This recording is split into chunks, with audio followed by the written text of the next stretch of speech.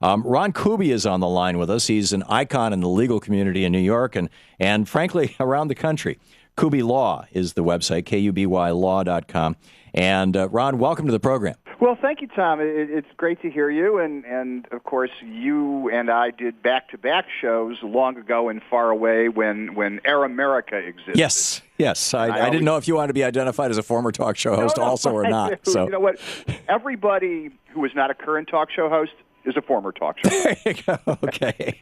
So, and everybody who isn't, and maybe a future one. That's right. Particularly given the state of podcasting. There's some actually damn good stuff out there.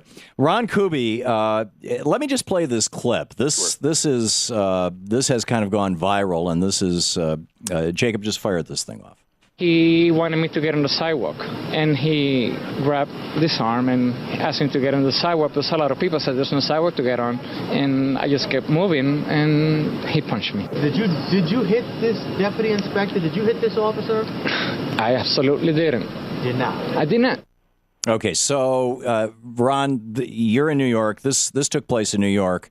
And, when was this? Where was this? What was going on? Describe to us what we just heard. Okay, we go back to October 14th, which was a very important day in the Zuccotti Park Occupy Wall Street movement, because that was the day that the New York City Police Department was going to clear out the park, force everybody out, ostensibly for cleaning purposes, but they weren't going to allow people back in with their tents and sleeping bags, effectively ending the occupation. Right. At the last minute, city officials prevailed on the private owner of the park and said, please don't do this.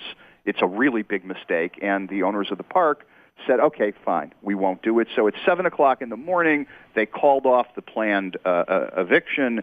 Thousands and thousands of people had gone down to Zuccotti as sort of a nonviolent civil disobedience last stand. Show of solidarity. Right, and instead of lamenting what had been lost, there was a celebratory mood as to what had been won. The occupation continues, so there was a march at about 8:30 in the morning, and not far from Zuccotti, and the police were not happy. They had come juiced for combat.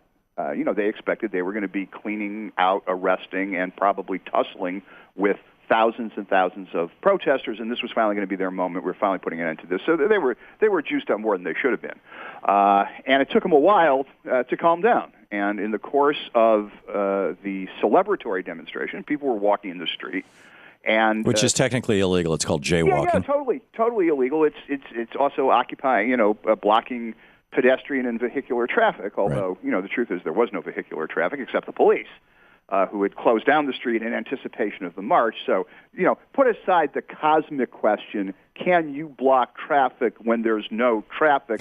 Because the police have blocked traffic because they think you're going to block traffic. Right. We can sort of put that meditation aside. It's a Zen koan. Yeah, exactly.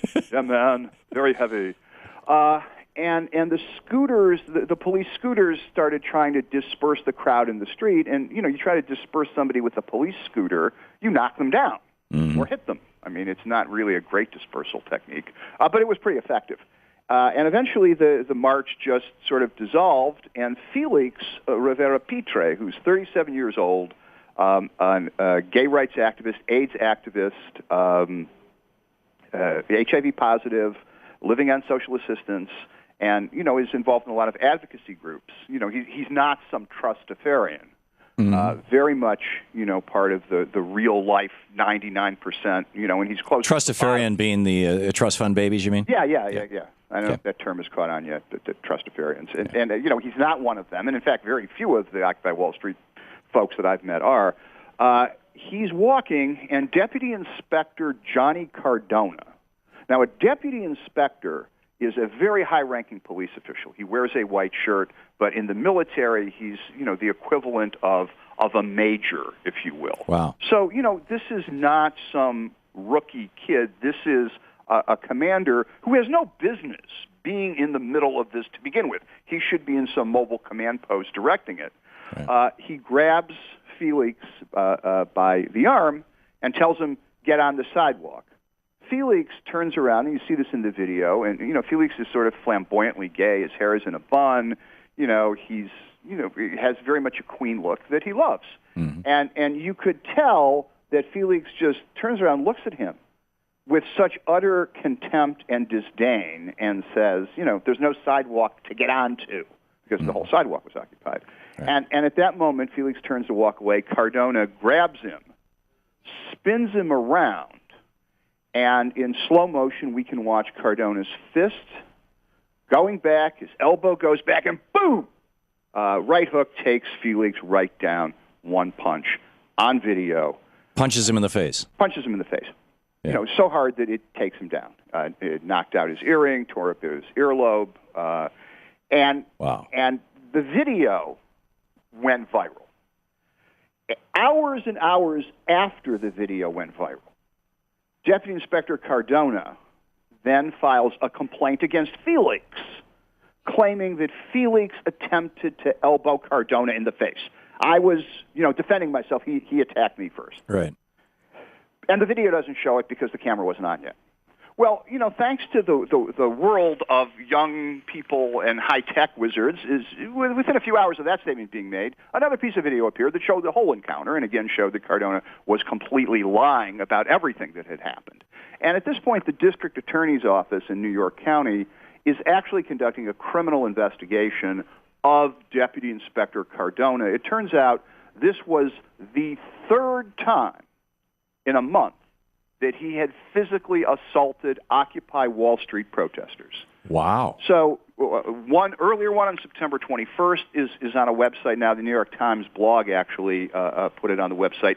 And you can see the same punch where he takes out another demonstrator 3 weeks earlier. So this is a guy who is basically using his police uniform to do what if you or I walked up to somebody and did, we would end up in jail facing simple assault charges.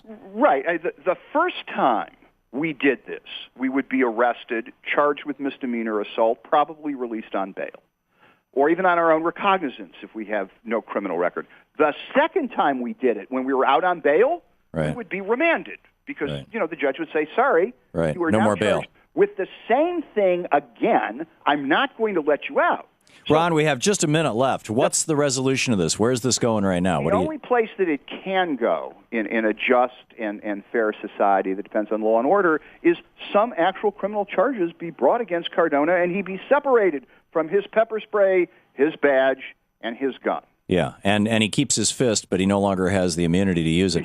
And are you making that happen? I don't have the power to make it happen except the power of persuasion, but I am cautiously optimistic that eventually Cardona will get the same deal. You can't make it happen because you're not a prosecutor. You could only bring a civil lawsuit. You're talking about a criminal action against him. That's right. If somebody wants to give me state power, I'll make it happen. So, have you talked with the city prosecutor or what? And we met with the district attorney's office on Monday. I'm cautiously optimistic that at the very least, Cardona will end up on probation and some anger management, which is a real good idea. Because this is one of the problems, frankly, that police departments have is the bad apples within the department, and apparently. I wasn't there. I can't judge this guy, but from your story, it sounds pretty grim. Psycho, in my view. Ron Kuby, KubyLaw.com. You can read all about it. Ron, thanks for being with us today.